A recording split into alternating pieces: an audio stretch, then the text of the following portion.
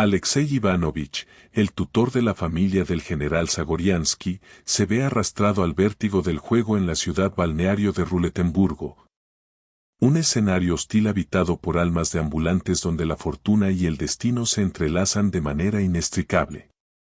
A medida que Alexei se entrega a la ruleta, la turbación de su espíritu, acentuada por sus sentimientos hacia Poliña, la hijastra del general, hará saltar por los aires las relaciones de todos los personajes. Atormentados por sus deseos y sobrepasados por la impotencia ante su ruina.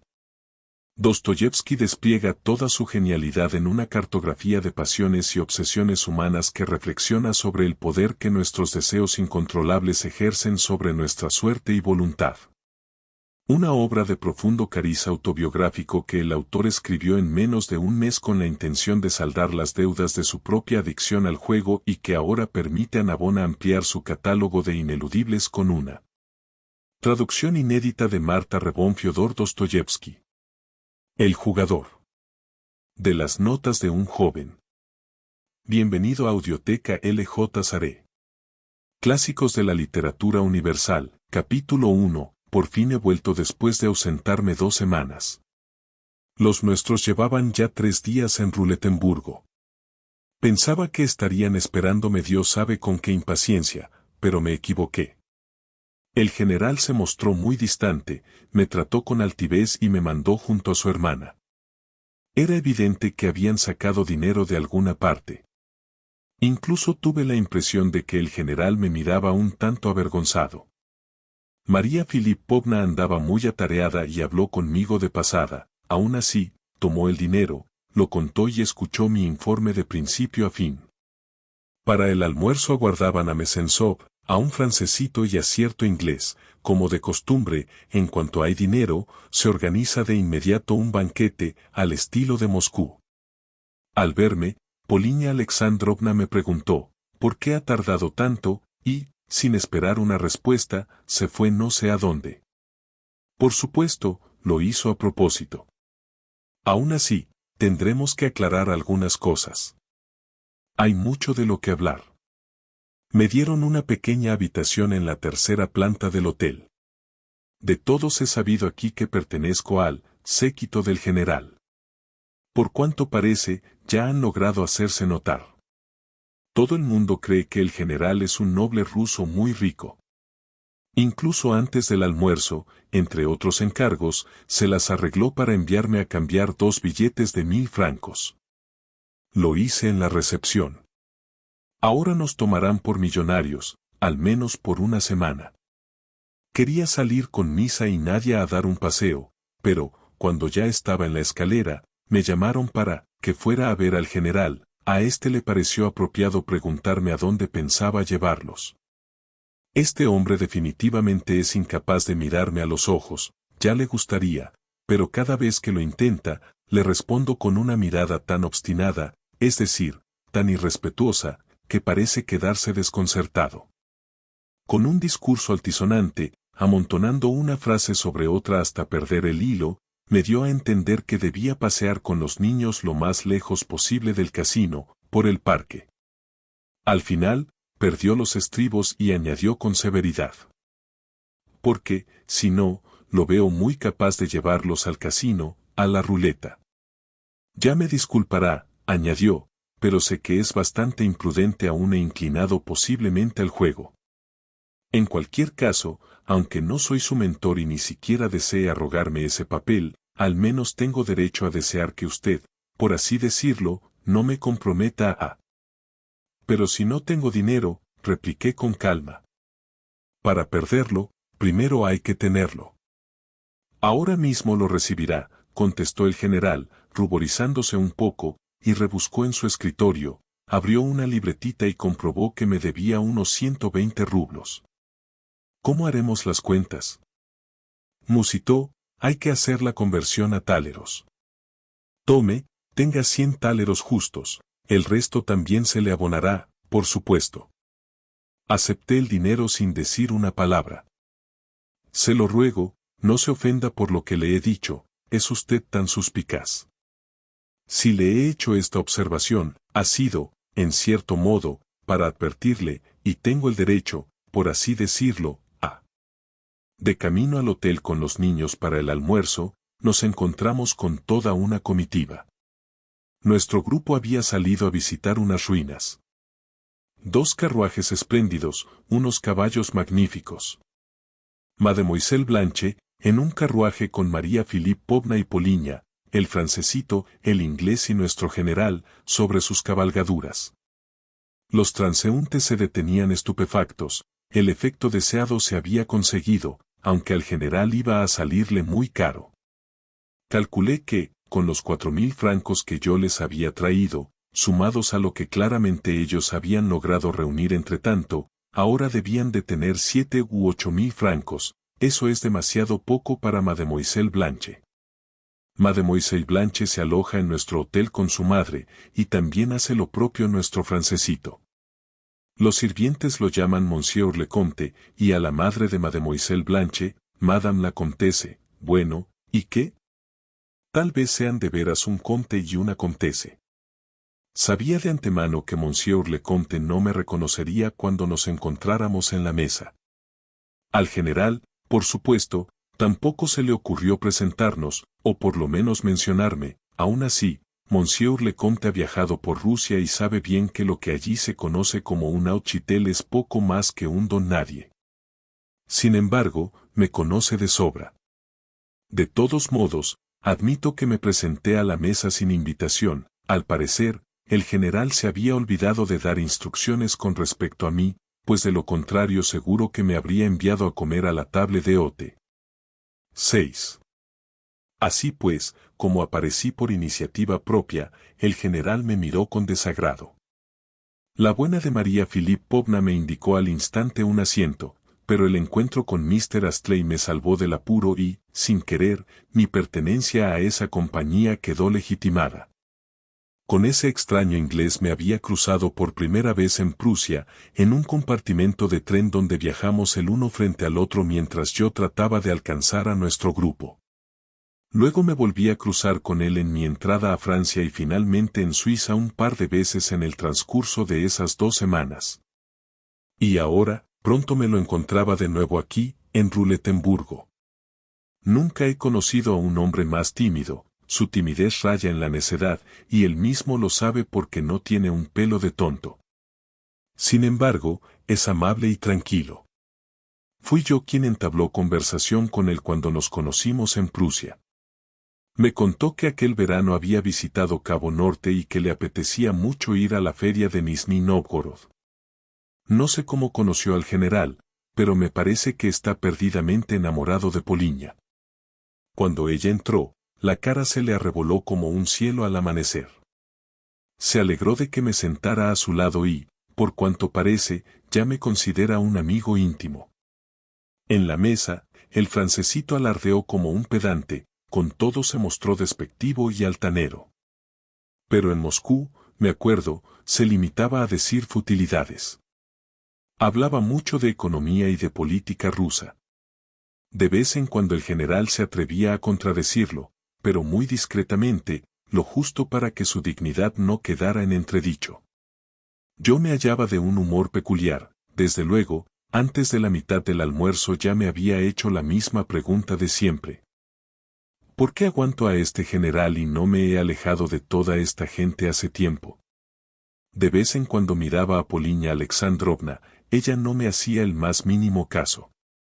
Acabé por indignarme y me atreví a volverme insolente.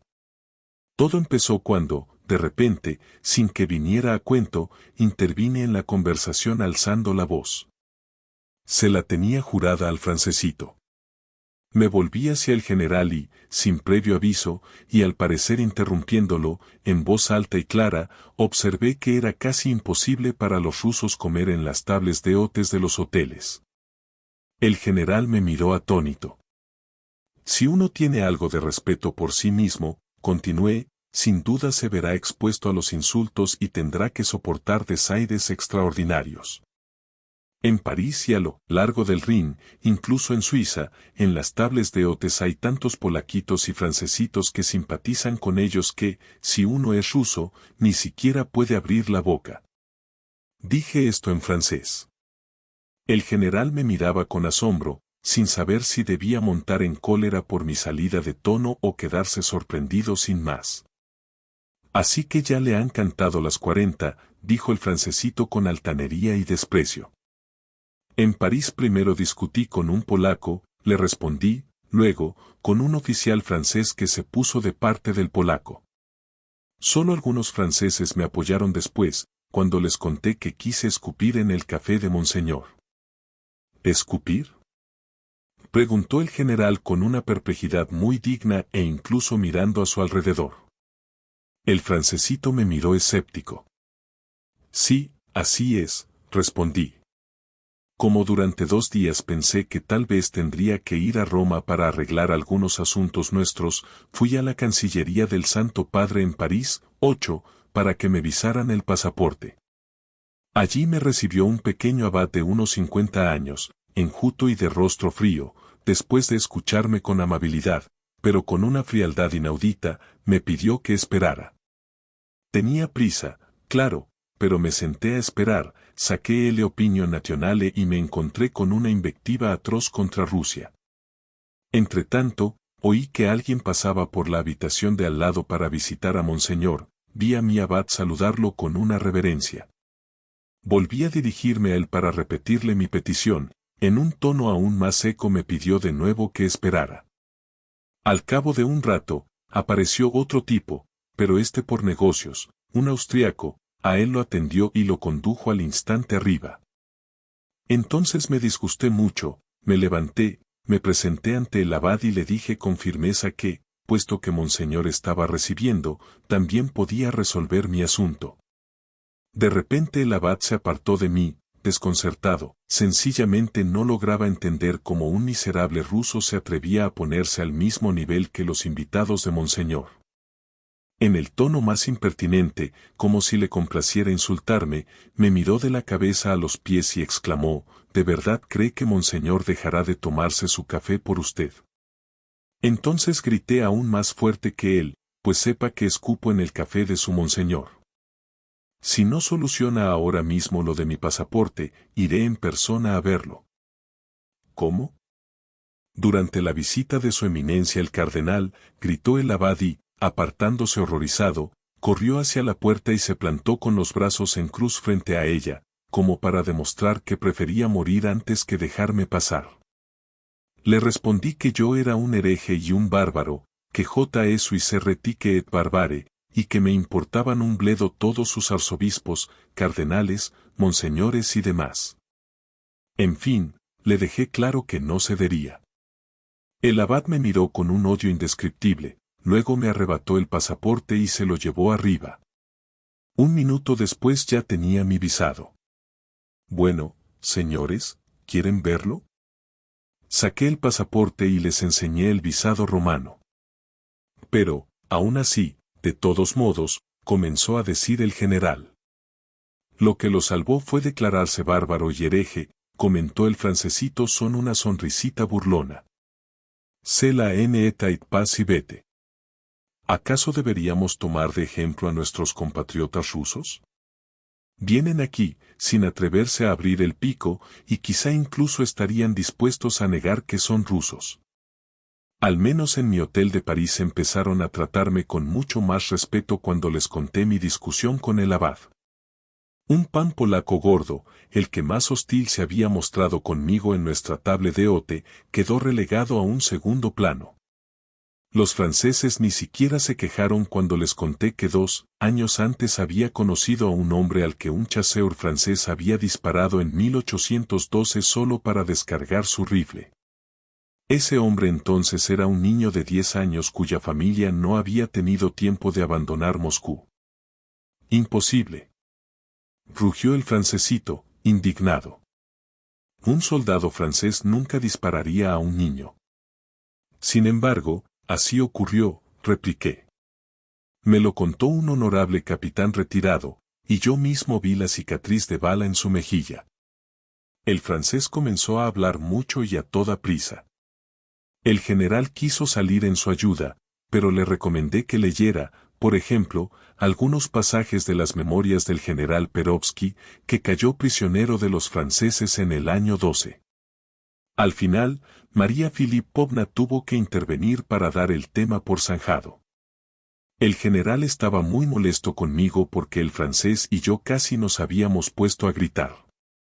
Mr. Astley, por su parte, parecía haber disfrutado con nuestra discusión. Cuando nos levantamos de la mesa, me propuso que tomáramos una copa de vino. Por la noche, como no podía ser de otra manera, logré hablar un cuarto de hora con Polina Alexandrovna. Nuestra conversación tuvo lugar durante el paseo.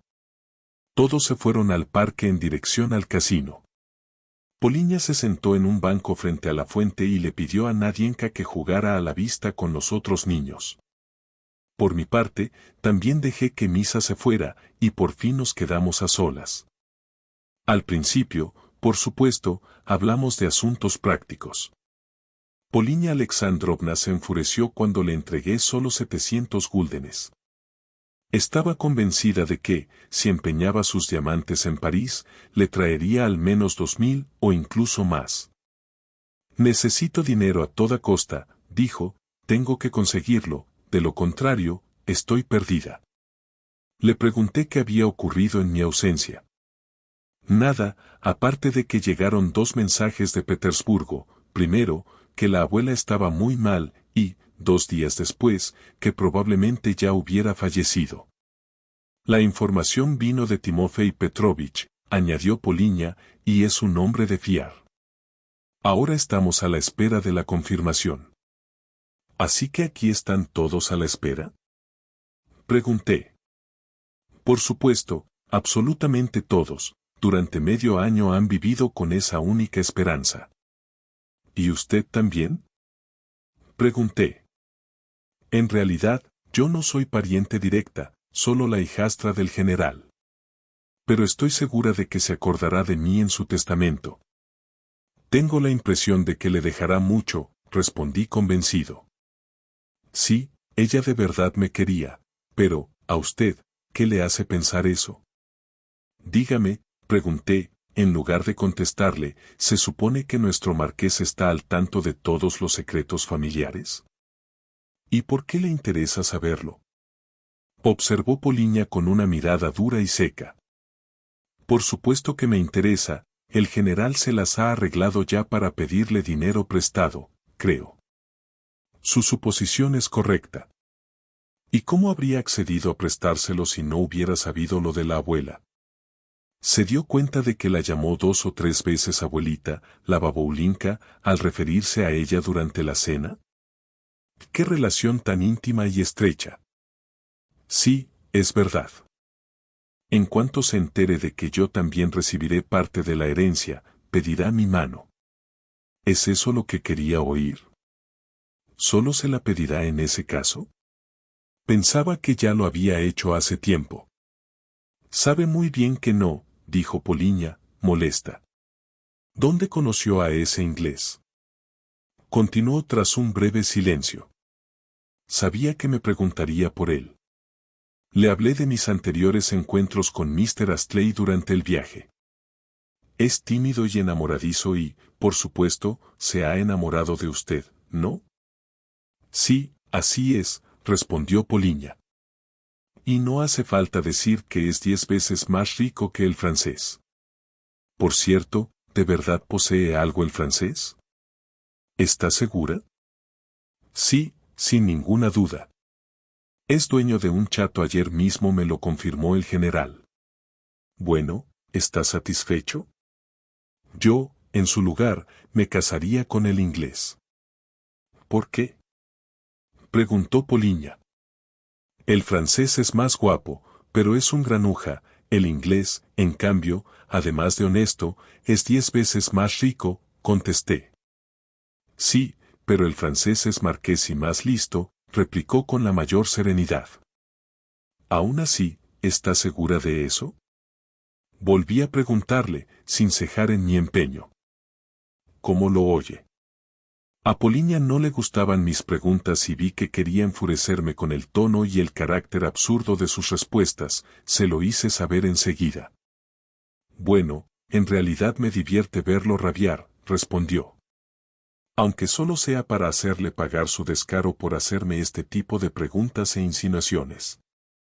En realidad, considero que tengo todo el derecho a hacerle cualquier clase de pregunta, repliqué con calma, sobre todo porque estoy dispuesto a pagar cualquier precio por ello. Y ni siquiera le doy ahora mismo ningún valor a mi vida. Poliña se echó a reír. La última vez, en el Schlangenberg, usted me dijo que estaba dispuesto a arrojarse al vacío a la primera palabra mía y debe de estar a 1000 metros de altura.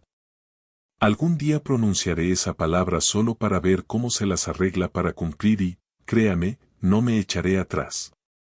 Lo odio precisamente por haberle permitido tanto, y lo odio aún más por resultarme tan necesario. Así pues, mientras yo a usted lo necesite, debo protegerlo. Se levantó. Hablaba irritada. Últimamente nuestras conversaciones siempre terminaban con rabia y furia, con auténtica furia. Permítame una pregunta, ¿qué clase de mujer es Mademoiselle Blanche? Dije, no quería dejarla irse sin una explicación. Sabe perfectamente qué clase de mujer es Mademoiselle Blanche. Nada ha cambiado desde entonces. Mademoiselle Blanche se convertirá en la esposa del general si se confirman los rumores de la muerte de la abuela, porque tanto Mademoiselle Blanche como su madre y su primo segundo, el marqués, saben muy bien que estamos arruinados. ¿Está definitivamente enamorado el general de ella? Esa no es ahora la cuestión. Escuche y recuérdelo, tome estos 700 florines y vaya a jugar. Gane a la ruleta todo cuanto pueda para mí, necesito dinero como sea. Dicho esto, llamó a Nadienka y se dirigió con ella al casino, donde se unió al resto del grupo. Yo, pensativo y perplejo, me desvié por el primer caminito a la izquierda. Desde el mismo momento en que me había ordenado jugar a la ruleta, había notado como si la cabeza me diera vueltas. Era extraño, tenía mucho en qué pensar, pero me lancé a analizar mis sentimientos por Poliña. Durante las 2 semanas fuera me había sentido mejor que hoy, el día de mi regreso, a pesar de haberla echado de menos como un loco durante el viaje. De haberme agitado como un poseso y de incluso haberla visto en sueños a cada instante. Una vez, esto fue en Suiza, me quedé dormido en un vagón y, al parecer, me puse a hablar en voz alta con Poliña, lo que provocó la risa de todos los pasajeros. Y una vez más me hice la pregunta, ¿la amo? Y de nuevo no supe qué responder, es decir, mejor dicho, otra vez, por enésima vez, me contesté que la odiaba. Sí, la odiaba. Había momentos, en especial al final de cada una de nuestras conversaciones, en los que habría dado media vida por estrangularla. Juro que si hubiera podido clavarle despacio un cuchillo afilado en el pecho, lo habría hecho con gusto. Y, sin embargo, juro por lo más sagrado que si en aquel famoso mirador de Schlangenberg me hubiera dicho, salta, habría saltado en el acto, incluso con placer, no tenía ninguna duda. En cualquier caso, esto tenía que resolverse de alguna manera. Todo está admirablemente claro para ella, y el pensamiento de que yo, más allá de toda duda, soy plenamente consciente de su inaccesibilidad para mí y de la imposibilidad de cumplir todas mis fantasías, este pensamiento. Estoy convencido, le da un placer extraordinario, de lo contrario, prudente e inteligente como es, ¿acaso podría relacionarse conmigo de una manera tan cercana y sincera? Me parece que yo para ella no soy más que el esclavo de aquella antigua emperatriz que se desnudaba en presencia de aquel por no considerarlo un hombre. Sí, a menudo ella no me ha considerado un hombre. Sin embargo, ahora tengo un encargo suyo, ganar en la ruleta a toda costa. No hay tiempo para especular acerca de para qué y con qué rapidez necesita ganar, y qué nuevos razonamientos han aparecido en esa mente suya siempre maquinadora. Además, era evidente que durante aquellas 2 semanas habían surgido un sinfín de elementos nuevos sobre los que yo no tenía ni la menor idea. Todo eso había que desentrañarlo, sacar el agua clara, y cuanto antes mejor. pero de momento no había tiempo, tenía que ir a la ruleta. Hemos concluido el primer capítulo de esta magnífica obra de Fedor Dostoyevsky. En lista de reproducción encontrarás la obra completa. Hasta el siguiente capítulo.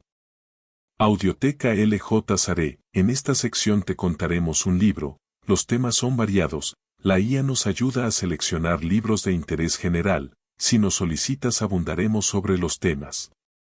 Esperamos sea del interés de nuestra comunidad. Te solicitamos nos ayudes con tu suscripción y like. Audioteca LJ Saré.